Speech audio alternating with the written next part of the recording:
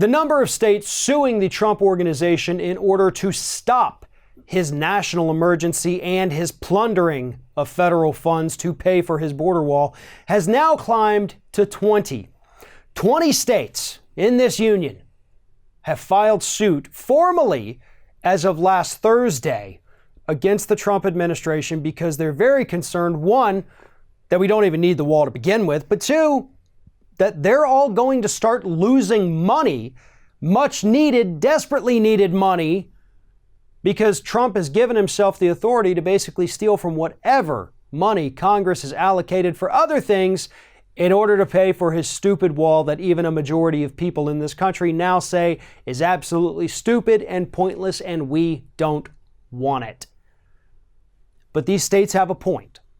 As we have discussed in the past, many others have discussed in the past, declaring the national emergency does open up several different avenues for Donald Trump to start stealing money to pay for his wall. And we have seen other reports come out that say some of the things getting plundered include military housing, military pensions and pay, as well as some school districts are now going to lose money because Trump's taking it to pay for his wall. So he's literally taking money away from our veterans and our military, the people he claims to love so damn much. He's stealing money from school systems so that our children will get a subpar education, maybe not the most up-to-date textbooks, maybe not the most accurate textbooks, no technology in the classroom, can't afford to pay the good teachers enough money, so you end up with second-rate people. And no offense to teachers, but yeah, there are some not as good as others. But if you can't afford to keep on the good ones, you got nobody to bring up the standards of that school, and everyone suffers as a result. We see it in school systems all the time. The bottom line is that these states don't want to see these things happen. They don't want Trump to steal their money. They need it. If they didn't need it, it wouldn't have been appropriated to them, and they're scared right now because they don't know what's going to be the next fund that gets hit. But they do know that there is no national security emergency down here at the border. There is an emergency, all right, but it's one that the Trump administration created themselves, and that is the humanitarian crisis of separating families and locking children and men and women in cages as if they were animals. These are human beings.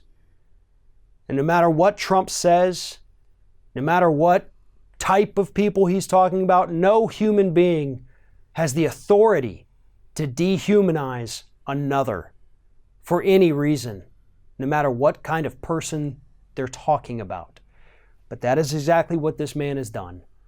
And these states are trying to put an end to it because they see that it's unnecessary. They see that it hurts the other programs that they need to fund. And they also recognize the massive humanitarian crisis that this administration has created.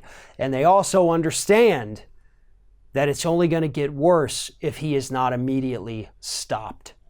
The contracts for some of these child prisons run through the next 4 years. They're not stopping this.